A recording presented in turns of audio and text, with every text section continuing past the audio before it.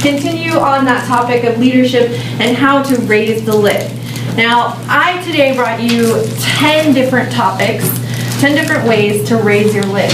I just thought these are fun, easy ways that we can all work on ourselves, improve ourselves, and be able to take us to the next level. The first one is stay away from OPP. And you're like, OPP, what's that? Other people's problems. Stay away from them. Leaders don't get involved in other people's problems. Now, I'm not talking about charity. I'm talking about just the daily drama that gets in people's lives. Leaders don't get involved in that. They stay away from it. They steer clear. They stay with the positive thinking. The next one is don't be a drama mama or a drama papa if you're a man. Don't allow negativity into your life. Leaders don't allow drama to control their world. They instead control their world by being the leader, plowing through. They find a path where others don't. They don't allow drama to control them and take over their lives. So don't be a drama mama. Number 3 is resign your position as general manager of the universe. Sounds kind of crazy, right? No, not at all. But leaders don't, leaders lead and managers facilitate. So the difference between a leader and a manager is that managers are always going to take the plan that's already been developed and implement it, where leaders are going to develop the plan. Don't try and control the world. Make a plan to navigate through it and find a way to bring people with you. That's going to raise your lid. Number 4, read more, learn more.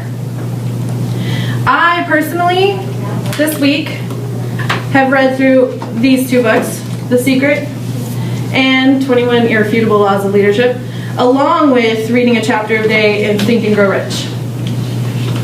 So the more you read, the more you learn, the more you're going to know.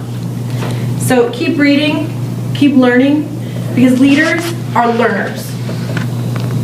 It said that Theodore Roosevelt was a leader of men. He went through many different phases of his life. He developed his leadership capabilities. When he was a child, he was a weakly sickling that nobody would want to play with even. And then as an adult, everyone wanted to be him. He was the playboy, the cowboy, the man who got it all done, the man in charge. And it is said on his deathbed, the day he died in his sleep, they moved his body and underneath his pillow was a book. So the very last day he was learning.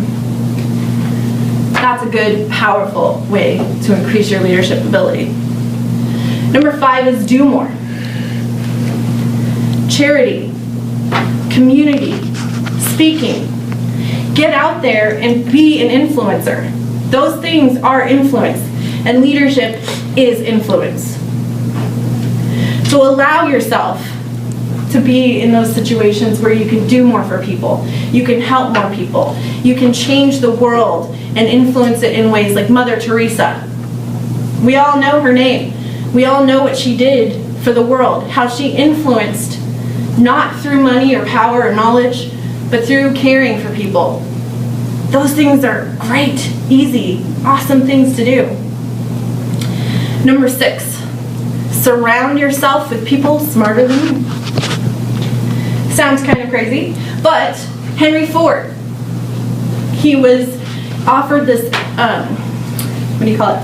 He was written up in a newspaper, and the newspaper man labeled him not illiterate, now I can't think of the term, but where you're just ignorant. That's the exact word they used, thank you. They labeled him ignorant. He sued them for libel. And in court, to prove that he was ignorant, they started asking him a bunch of questions. How many soldiers came across to fight in 1776? And stuff like that. People, just random questions. And he said, you know, I grow weary of this kind of questioning. But I have a bunch of buttons on my desk where I could push them at any time and summon someone to me with the answer to that question. I think that's pretty cool.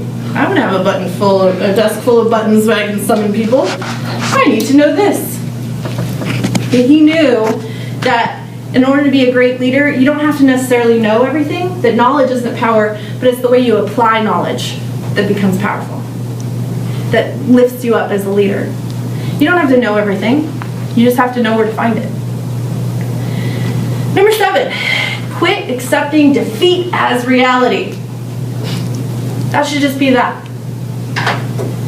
Quit accepting defeat as reality. It is just a temporary setback. It's momentary.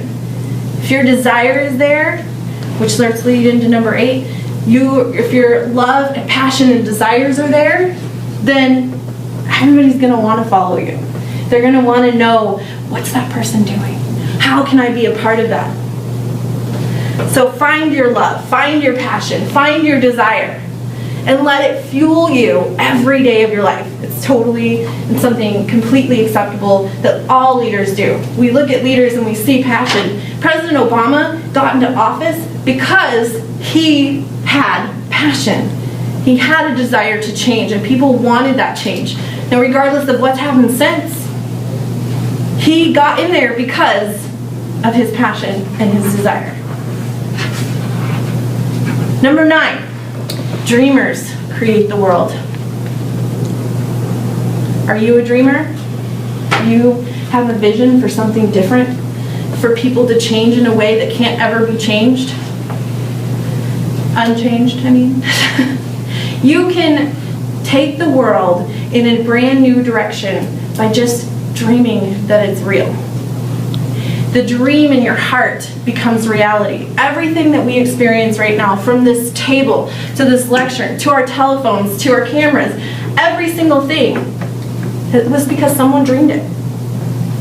Before they dreamed it, it didn't exist. You think back 2,000 years ago when the mode of transportation was a horse. And then you come into the 1900s and you have people going, I think we should have horseless carriages. What? You're crazy. But they exist. They're everywhere. Airplanes, people flying. Somebody dreamed that into existence. So what are your dreams as a leader? What can you bring to the world through your dreams? That is a powerful way to become a new leader and to raise your lid. The final one is think you can. Belief is the most powerful substance of energy in the world. We can believe anything we want into existence. And leaders don't doubt that they can. They just do, because they are. So if you want to be a leader and you want to raise your lid, you want to take your leadership to the next level, follow these 10 steps, implement them into your life. Become the leader that the world needs you to be. Your leadership is as big as anything in the universe, but it's as small as you think it is. So raise your lid and raise the world. Thank you.